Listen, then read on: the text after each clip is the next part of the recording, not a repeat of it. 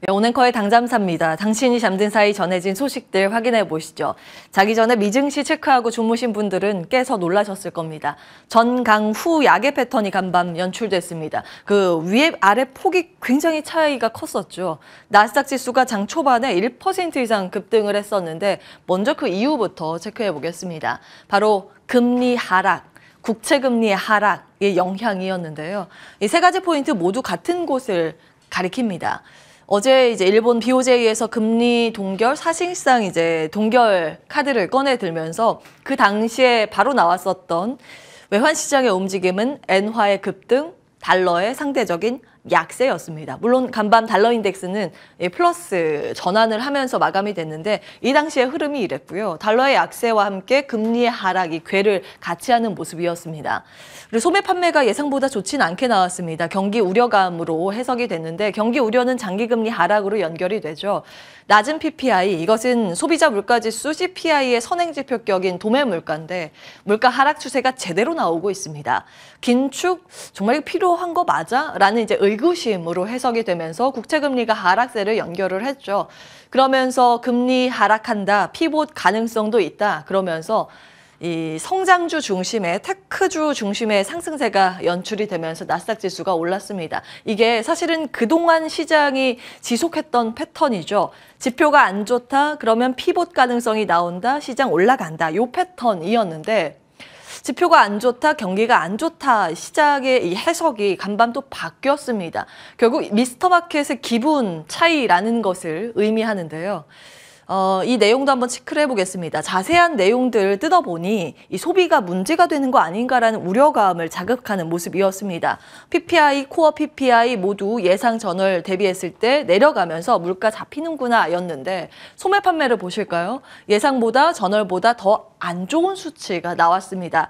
미국은 이 소비가 경제를 떠받드는 형국이죠. GDP의 3분의 2가 소비가 차지하는데 이 소비가 흔들린다. 여기에 좀 우려감이 집중됐습니다. 그리고 또 한 가지 포인트. 에너지와 재량 소비의 둔화가 뚜렷하게 나타나면서 물가가 잡힌다였는데 이 물가가 잡힌다에 가장 큰 영향을 주고 있는 이 연료, 주유소 가격의 하락폭이 이게 다음에 담보될 수 있는 건가라는 우려감이 있죠. 세계 에너지 기구에서 중국 리오프닝으로 세계 석유 수요 사상 최대가 될 것이다. 유가 하반기에 올라간다. 이렇게 전망을 냈습니다. 지금 WTI 기준으로 배럴당 한 80달러 근처에서 왔다 갔다 하는 모습인데요. 최근 들어서 한 1개월 동안 유가가 상승세를 시현하고 있다는 건 알고 계실 겁니다. 결국 두 가지 포인트, 경기 우려, 소비를 자극하는 우려감인 것인가, 연중 긴축의 의구심으로 시장이 환호할 것인가, 이 두 개가 다 있는데요. 시장 간밤 이 앞부분에 주목을 하면서 하락세를 시현했습니다. 근데 저는 이렇게 제목을 달아봤습니다. S&P 500 지수 4,000선의 벽. 예, 차트를 길게 놓고 보시면 지난해 11월부터 4,000선 테스트를 굉장히 많이 받았습니다. 돌파를 시도를 지금까지 한 5차례 정도 했는데요. 모두 실패로 끝났죠. 결국 이제 매물에 대한 부담, 그러니 시장이 어느 정도 반등을 하면 호재보다 악재에 주목하는 이 미스터마켓의 기분이 바뀌는 건 아닌가라는 의심이 들었습니다. 이렇게 제목을 달아봤고요. 전강 후 약의 패턴이 뚜렷하게 나왔습니다. 3대 지수 일제히 1% 넘는 조정이었고 가장 크게 밀린 쪽은 다우지수 1.8%의 약세입니다. 시장에서 해석하는 하락의 이유들 쭉 그냥 정리를 해봤는데요. 7가지나 됩니다. 마이크로소프트의 감원 이슈. 시장에서는 10,000명 이상 감원할 거라고 봤었는데 그보다는 좀 적게 나오긴 했습니다. 그런데 이제 감원 자체가 해고한다. 이거 시장 고용 괜찮은 거 맞아라는 이제 의구심을 자극하는 모습이었고요. 연준 매파 발언이 이날 좀 나왔습니다. 볼라드 총재 등의 매파 발언이었는데 올해 투표권이 없기 때문에 따로 정리는 하진 않았습니다. 12월 소매 판매 산업 생산 부진하게 나왔고요. 앞서 이제 말씀을 드렸습니다. 베이지북이 공개됐는데 전체적으로 보면 중립적입니다만 세부 항목 가운데 뉴욕주 경제활동 감소 폭이 좀 심상치는 않아서 여기에도 주목을 하는 모습이었고요. 파월 의장은 코로나19 양성 판정을 받으면서 지금 재택근무에 돌입했다는 소식입니다. 사실 이 소식이 전해지면서 FOMC 때 이번에 참석할 수 있나? 라는 이제 걱정이 해석되면서 시장 더 빠진 측면도 있다고 봅니다. 월가 황소라고 불리는 이 JP모건의 콜라노비치 수석 연구원이 태세 전환을 했습니다. 사실 작년에도 그렇게 안 좋은 장세에서도 시장 좋다 이야기했던 초긍정론자였거든요. 물론 작년에도 틀렸지만 이번에 이 긍정론자마저 시장에 대해서 보수적으로 생각을 바꾼다? 이것도 사실은 일면 시장에선 좀 부담스럽게 바라보는 측면이 있었고요. 7번째는 골드만삭스에서 이런 보고서를 냈습니다. 지금 전 세계 투자자가 미국 외의 지역으로 이동을 하고 있다는 보고서요. 1월 첫째 주, 둘째 주 통틀어서 보면 미국에서 한 50억 달러가 빠져나갔고 순유출이 됐고 이 유럽과 중국으로 유입이 됐다는 통계입니다. 지금 시티그룹과 골드만삭스 모두 이 유럽과 중국 중에서는 유럽 강세를 조금 더 점치고 있는 상황입니다. 좀 참고해 보시라고 정리를 해봤고요.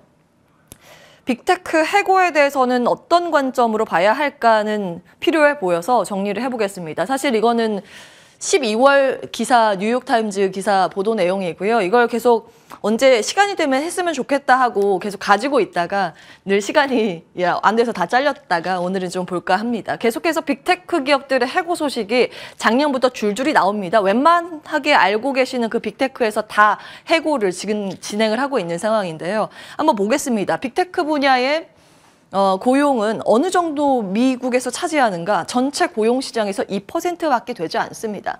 레저나 숙박업 등의 이 서비스가 비중이 좀 높은 편이고요. 여기는 2%. 자, 그러면 이걸 어떻게 볼 것인가? 빅테크 해고 소식이 전체 고용의 침체를 대변하진 않습니다.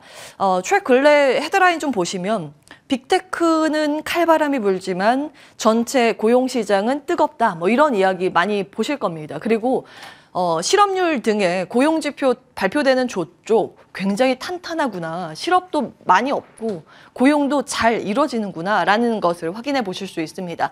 그 이면에는 이런 부분이 있고요. 다만 이제 빅테크 기업은 알고 계시겠지만 경제 전체 시장 상황에 굉장히 민감하게 이런 정책들을 정하는 편입니다. 그렇기 때문에 경제에 대해서 아예 배제할 수 없는 부분은 있습니다. 빅테크가 해고를 한다? 그럼 경기 침체를 미리 준비하는 건 아닌가라는 해석도 가능한 반면 그것이 모든 고용시장을 대변하지 않는다. 이 두 가지는 기억을 하시면서 체크해 보시면 좋을 것 같습니다. 종목별 흐름 정리해 볼 텐데요. 웬만한 종목 다 밀렸습니다. 테슬라도 2% 넘게 빠졌고 마이크로소프트도 1.89%, 2% 가까운 하락률로 마무리가 됐습니다. 종목 하나하나 뭐 짚는 건 의미가 없어 보이고요. 금융 섹터가 이날도 뭐 부진한 흐름입니다. 최근 들어서 뭐 신고가 갔었던 미국의 금융주가 한 3일 정도 조정을 받고 있다는 점 체크해 드리고요. 섹터로 봤을 때 전 섹터가 밀렸습니다. 이것도 이제 따로 짚는 건 의미가 없을 것 같고 그 안에서 테마 섹터 중에서 그나마 태양광이 선방했습니다. 아이선, 뭐 FTC, 솔라 등의 종목은 한 10% 이상 급등을 했고요. 전거래일에 태양광도 상승세를 시현했었는데 추가적인 상승입니다. 퍼스트 솔라하고 인페이지 에너지도 약간 밀리긴 했는데 지수 대비했을 때 이 정도면 선방했다고 볼 수 있겠죠. 자, 태양광까지 좀 체크를 해봤는데 미증시에서 보면 풍력이 원래 신고가를 가다가 태양광이 그 후발 주자로 지금 따라붙고 있는 양상입니다. 자, 신재생 에너지에 대해서 순환매가 계속 돌고 있는 상황인데 추가적으로 국내 관련 이슈가 전해져서 정리하고 넘어가겠습니다. 다시 이 바람이 불 수 있을까요? 글로벌 풍력 기업 전 세계 1위를 꼽자 하면 베스타스가 될 겁니다.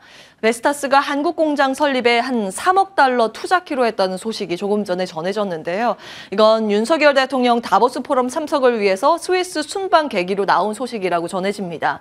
대규모 터빈 부품과 이 생산 공장 쪽에 한국 공장을 설립한다는 그런 내용인데요. 관련해서 오늘 풍력 관련 주들의 주가 반응이 어떨지 궁금해집니다. 참고해 보시기 바라겠고요. 바로 다음 이슈 넘어가겠습니다. 그 김에 탄소 중립과 관련된 테마가 어떤 게 있을까 몰아서 그냥 정리했습니다. 뭐 중요도 순으로 배열한 건 아니고요. 인포스탁 데일리 안에 편성된 이 테마 섹터 종목들 그냥 참고하시라고 쭉 한번 정리해봤고요.